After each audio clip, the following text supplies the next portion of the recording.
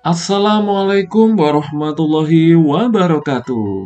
Bapak dan Ibu guru yang hebat, kali ini kita akan membahas tentang capaian pembelajaran dalam kurikulum merdeka dan juga tentang tujuan pembelajaran.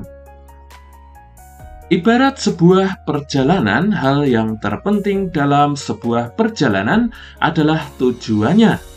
Tanpa tujuan, kita pasti hanya buang-buang waktu dan biaya saja. Jika sebuah tujuan jelas dan penting bagi hidup kita, pastilah akan mencari dan menggunakan berbagai cara untuk mencapainya, seberapapun lamanya atau seberapapun menantangnya.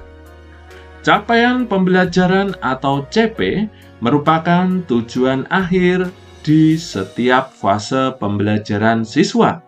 Capaian pembelajaran adalah kompetensi minimum yang harus dicapai peserta didik untuk setiap mata pelajaran. CP dirancang dengan mengacu pada standar kompetensi lulusan dan juga standar isi.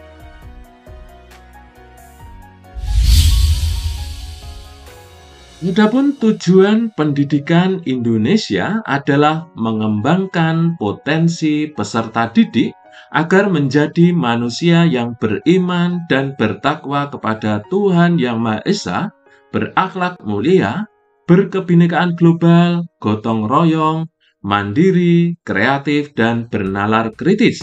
Untuk mencapai tujuan tersebut, pemerintah menetapkan kerangka dasar kurikulum yang terdiri dari struktur kurikulum, capaian pembelajaran, dan prinsip pembelajaran serta prinsip asesmen.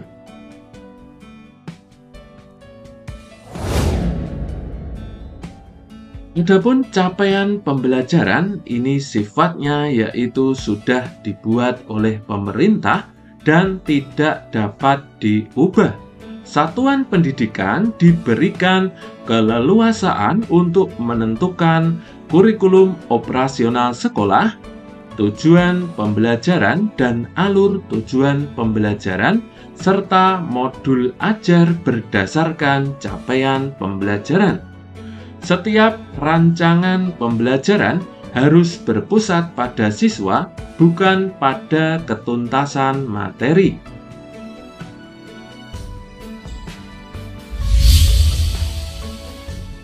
Adapun perencanaan pembelajaran atau proses perancangan kegiatan pembelajaran dalam kurikulum merdeka diawali dari kita memahami capaian pembelajaran. Setelah kita memahami capaian pembelajaran, kita merumuskan tujuan pembelajaran.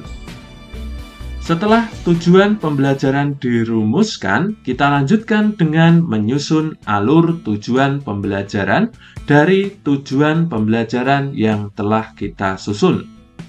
Langkah berikutnya yaitu kita merancang kegiatan pembelajaran.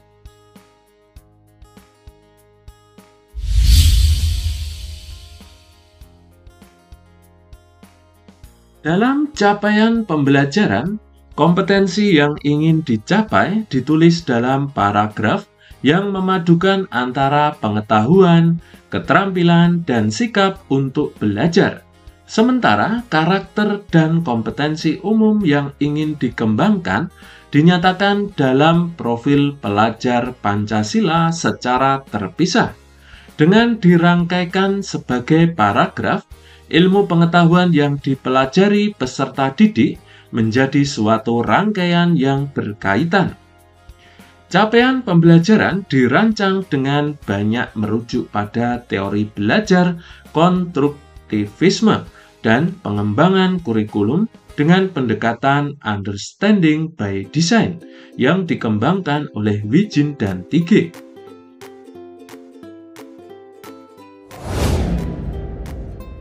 Adapun maksud pendidikan itu menurut Ki Hajar Dewantara yaitu menuntun segala kekuatan kodrat yang ada pada anak-anak agar mereka dapat mencapai keselamatan dan kebahagiaan yang setinggi-tingginya, baik sebagai manusia maupun sebagai anggota masyarakat.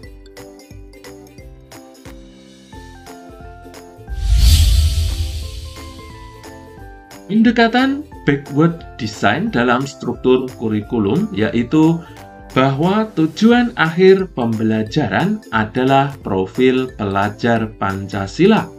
Pencapaian menuju tujuan akhir ini dilakukan melalui struktur kurikulum operasional sekolah.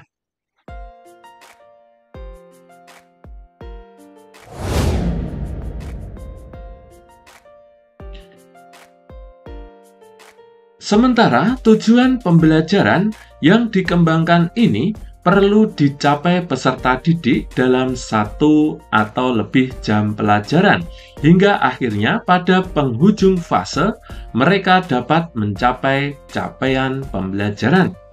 Adapun komponen dalam tujuan pembelajaran terdiri dari 2 macam, yaitu kompetensi dan lingkup materi, di mana kompetensi merupakan kemampuan atau keterampilan yang dipelajari atau dikuasai oleh siswa, sedangkan lingkup materi itu merupakan konten atau konsep yang dipelajari oleh siswa.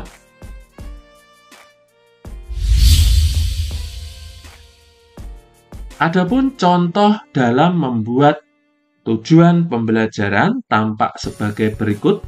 Misalnya mata pelajaran Bahasa Indonesia dalam elemen membaca dan memirsa fase A. Capaian pembelajarannya yaitu peserta didik mampu bersikap menjadi pembaca dan pemirsa yang menunjukkan minat terhadap teks yang dibaca atau dipirsa. Peserta didik mampu membaca kata-kata yang dikenalinya sehari-hari dengan fasih. Peserta didik mampu memahami informasi dari bacaan dan tayangan yang dipirsa tentang diri dan lingkungan, narasi imajinatif, dan puisi anak. Peserta didik mampu memaknai kosakata baru dari teks yang dibaca atau tayangan yang dipirsa dengan bantuan ilustrasi. Dari capaian pembelajaran tersebut, kita akan menuliskan yang pertama yaitu kompetensi apa saja yang ditunjukkan atau perlu dikuasai. Yang kedua yaitu hal apa saja yang menjadi ruang lingkup materinya.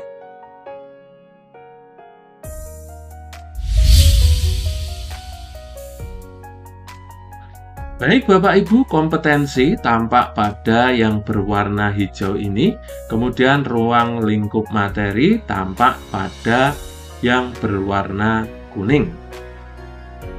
Untuk membuat tujuan pembelajaran, kita rangkaikan antara kompetensi dan juga ruang lingkup materi dalam sebuah CP atau capaian pembelajaran ini.